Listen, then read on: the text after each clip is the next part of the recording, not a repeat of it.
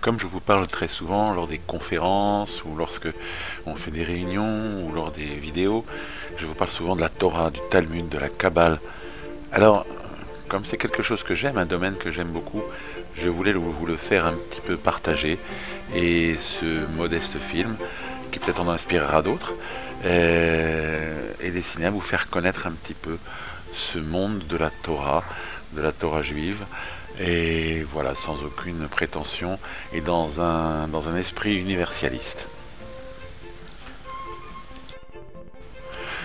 La Torah, contrairement à ce que beaucoup de gens pensent, ça ne se limite pas seulement au texte de la Bible.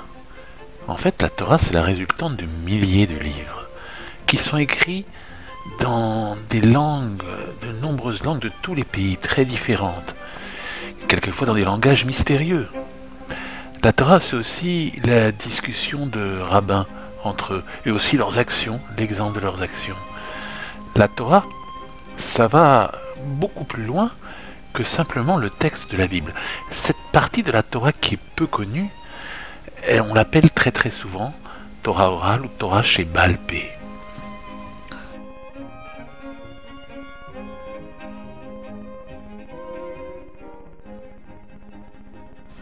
On pourrait résumer en 3 points. D'abord, bien sûr, une cohésion, une confiance avec quelque chose d'infini qui à la fois fait partie de nous et dont nous faisons partie. Et c'est quelque chose, cet infini, qui assure la cohérence au monde.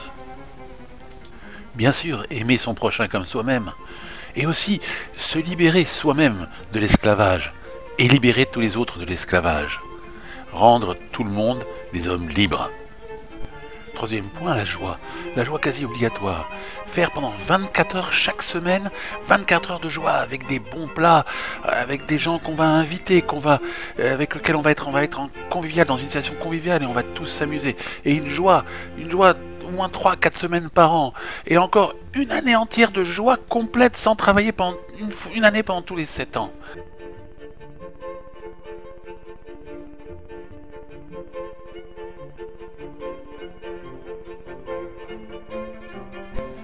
Dans la vieille ville de Prague, il y a une très vieille synagogue.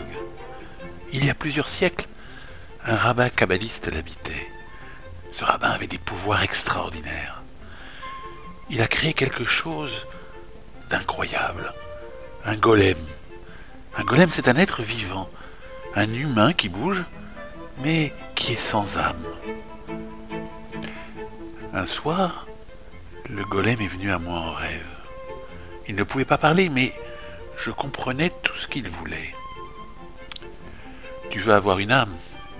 Non, je peux t'améliorer, faire de toi un meilleur robot. Bien meilleur, mais avoir une âme. Quoi? Ceux qui sont morts dans la Shoah avaient une âme? Bien sûr, ils avaient une âme. Et ceux qui les ont tués, est-ce qu'ils avaient une âme? Tu vois, on peut être à la fois un homme et ne pas avoir d'âme. Être un golem, un être sans âme, même si on est humain. En fait, je crois que la Torah, elle apprend à l'homme à avoir une âme. Quoi, tu veux que je t'explique la Torah? Alors je vais tout expliquer, dans les détails. Chaque livre, écoute bien. Tu veux apprendre le Talmud? Toi, le golem? Mais tu sais, le Talmud, c'est un océan de pages, dont une grande partie est écrite en araméen. Il y a plein de discussions, et les rabbins de partout dans le monde, dans les écoles talmudiques, font ces discussions. Et ces discussions sont une vie, ils sont des milliers, des dizaines de milliers partout dans le monde qui se correspondent. J'ai d'ailleurs l'impression que c'est quelque chose qui développe les neurones, que quelque chose où les neurones s'entre-développent dans la discussion entre eux. Bon, d'accord, je vais te donner une discussion talmudique. Imagine 2 personnes ont trouvé une somme d'argent, ou un objet qui vaut une somme d'argent. On va dire, l'un est pauvre et l'autre est riche. Alors on va dire que le riche dit, je l'ai trouvé tout seul. Et le pauvre dit, on l'a trouvé ensemble. Alors comment le juge va partager? Et réfléchis-toi, comment tu aurais partagé à la place du juge? Alors, C'est une discussion talmudique, et ça remue les méninges. Ça y va. Alors, voilà la solution.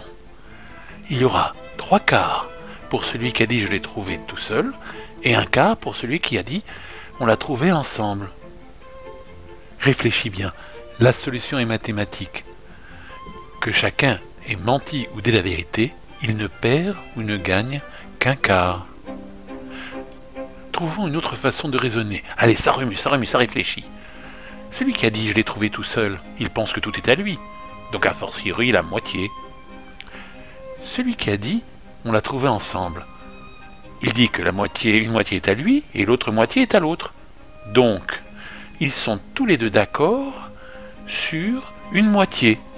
Il y en a un des deux qui a au moins la moitié, c'est sûr. Donc on partage l'autre moitié en deux, celle qui reste. C'est une autre façon de raisonner, et qui celle-là est plus sociale, et qui met en accord les deux personnages pour conserver une amitié entre les différents plaideurs. On aurait pu dire, il aurait été bien que le riche donne aux pauvres. Mais ce n'est pas le même genre de justice. La justice dont vous parlez dans ce cas-là, elle s'appelle tzedaka en hébreu, elle veut dire le don que quelqu'un va donner à un pauvre. C'est une justice aussi, mais qui n'est pas le même genre de justice, où l'un prend injustement ce qui est la possession de l'autre. Il y a un partage qui se fait et qui construit le monde, comme une poterie se construit elle-même. Comme toi, Golem, tu as été construit avec de l'argile, le monde se construit avec 2 relations, celle de l'homme envers Dieu et celle de l'homme avec ses comparses. La relation qu'il y a entre les hommes est régulée par le Talmud, ainsi que celle qu'il y a entre l'homme et Dieu. Mais il n'y a pas que des histoires de logique dans le Talmud. Il y a aussi des histoires d'amour très belles, comme l'histoire entre Rabbi Akiba et Rachel. Ces histoires font partie de cet océan. Il y a plein de choses qui se passent dans le Talmud. Tous les aspects du monde et de la relation humaine sont envisagés. Et encore plein d'autres choses. Il y a des histoires fantastiques, comme l'histoire où la prophétesse Déborah maudit les habitants de la planète Mérose. Que me dis-tu, Golem? Tu penses que pour avoir une âme, il faudrait quelque chose de plus mystérieux, plus ésotérique? As-tu entendu que le chapeau des magiciens était celui des Juifs au Moyen-Âge? Ah bon, en tout cas, il y avait effectivement des médecins thaumaturges, des rabbins qui étaient kabbalistes, qui avaient des pouvoirs extraordinaires. Tu penses qu'avec eux, tu pourrais avoir une âme? Écoute, c'est vrai, la Kabbale parle même de toi. Elle explique comment fabriquer un humain sans âme. L'âme est donnée par Dieu. Mais l'humain en lui-même, qui peut marcher et fonctionner, il peut exister. Donc, je vais t'expliquer. En fait, d'abord, il y a un préalable. Il faut que tu comprennes que pour entrer dans le monde de la Kabbale, il faut savoir faire virevolter les mots. Les mots ont une importance parce que ce sont eux qui vont donner une force à la réalité. Le mot en hébreu, c'est davar, et davar, ça veut dire la parole, et ça veut dire aussi l'objet. C'est-à-dire que le mot peut donner une réalité, peut devenir une réalité. Alors par exemple, je te donne un exemple. C'est tout un jeu qui se fait avec les mots, c'est très amusant, quelque chose de très ludique au démarrage. C'est le niveau le plus simple de la Kabbale.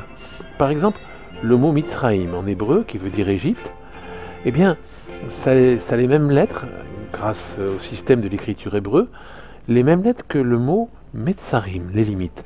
Et en fait, lorsque on enseigne le jour de la Pâque juive, qu'on doit se rappeler qu'on sort de l'esclavage, c'est aussi se rappeler qu'on sort de ses propres limites, qu'on se fait soi-même un esclavage duquel on doit sortir. Voilà. Donc ce jeu avec les lettres est intéressant. Et d'ailleurs, quand tu as été fabriqué, eh bien, sache que la chose qui a été utilisée, c'était des lettres qui se sont mélangées un petit peu comme lorsque l'ADN se réplique. D'ailleurs, le mot ADN, on le retrouve dans le nom, un des noms de Dieu, un nom qui correspond à la matérialité, qui s'écrit ADNI en hébreu. On ne prend que les voyelles en hébreu. Donc, en fait, il y a une espèce de relation. L'âme est donnée par Dieu, mais le reste, c'est une formation comme l'ADN. Et lorsque tu as été fabriqué, Golem, par les kabbalistes, ils ont utilisé un système de réplication par les mots qui ressemble complètement à la réplication de l'ADN. C'est quelque chose de tout à fait étonnant parce que ça existait bien avant qu'on connaisse, il y a 1000 ans, 2000 ans, etc. Il y avait ça, et bien avant qu'on apprenne que l'ADN existe, et bizarrement, ça a le même nom. Voilà. La Kabbale, en fait, décrit la création du monde. Elle a un grand intérêt pour toi, mais... Ah, tu as entendu parler des séphirotes lors de la création du monde. Tu as raison, c'est une espèce de filtre par lequel Dieu aurait créé la création du monde, aurait fait la création du monde selon la Kabbale. Disons qu'il y a une première sphira qui est Keter, qui est la sphira de contact avec le divin, et après il y a une sphira qu'on appelle Chochma, qui serait la source. C'est une séphira qui est masculine. Cette séphira, qui est la source, cette source devient un fleuve et ce fleuve rejoint la mer. En fait, lorsque l'eau de la source devient structurée, c'est parce que simplement il y a le principe féminin de Bina, la troisième séphira, qui vient structurer l'eau de la source.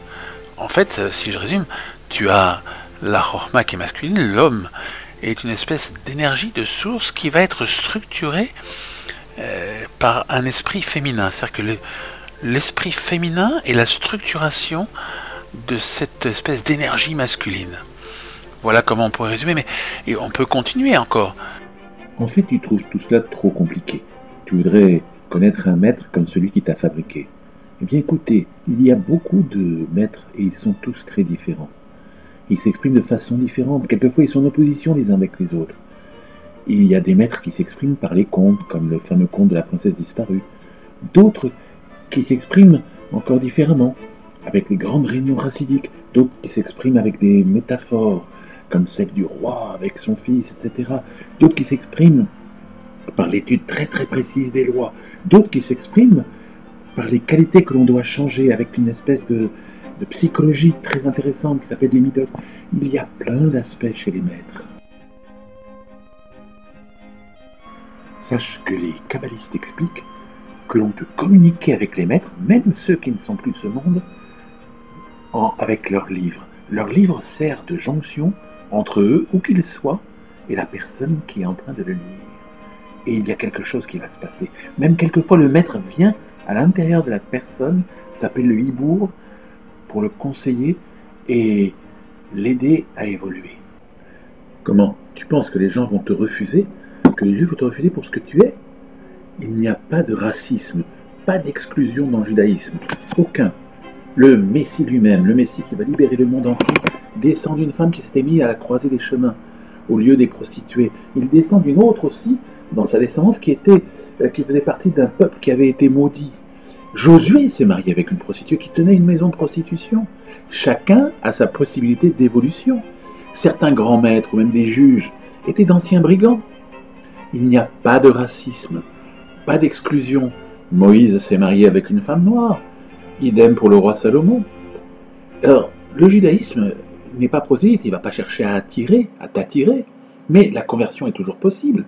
Obadiah le prophète était converti. Les plus grands maîtres du judaïsme, comme le Rabbi Akiba ou Rabbi Meir, sont issus de conversion. Et en fait, la conversion n'a pas d'importance. Job ou Yitro, qui ont eu l'honneur de chapitres entiers de la Torah, n'étaient pas juifs. Le Talmud est en discussion très fréquente, quasi permanente, avec ce qu'il appelle la sagesse des peuples. Il n'y a jamais aucun mépris de l'autre. Bien au contraire. Parce que dans le judaïsme, l'humain est un concept universel. Et tout humain, quel qu'il soit, a droit à ce qu'on appelle le monde futur. Alors, il faut qu'il soit vraiment un humain. Alors là, pour cela, ils ont dit comment on définit un humain. Ils ont donné 7 lois qui sont, on appelle cela les lois des Bnei Noach, les lois des fils de Noé. Et ces lois définissent comment devenir vraiment un humain. Tu en veux quelques-unes? Tu en veux une ou deux? Ben, par exemple, ne pas faire souffrir les animaux. C'est complètement interdit. Et le pire de faire souffrir les animaux, ce serait de manger d'un animal vivant, comme cela se fait quelquefois. Une autre, bien faire la justice, tout simplement. Il y en a plein d'autres. 7 très exactement. Alors, quelle est la différence, donc, pour un juif? En quoi le juif va être différent? Eh bien, c'est par cette Torah. La Torah va définir en fait le juif. Et la Torah va définir quoi? Elle va définir les relations qu'il va y avoir entre les humains, que les humains vont avoir les uns avec les autres, et aussi une relation très particulière qui va être définie par la Torah, une relation très particulière avec le divin, avec Dieu. Et cette relation se fait tous les jours et elle s'établit tous les jours telle que la Torah le demande, telle que la Torah le préconise. Simplement ça. Sinon, tous les humains sont égaux et tous les humains font partie d'un concept totalement universel. Eh bien, toi, Golem, tu peux aussi devenir un humain. Il suffit d'avoir cette relation particulière avec les hommes et avec Dieu, si particulière.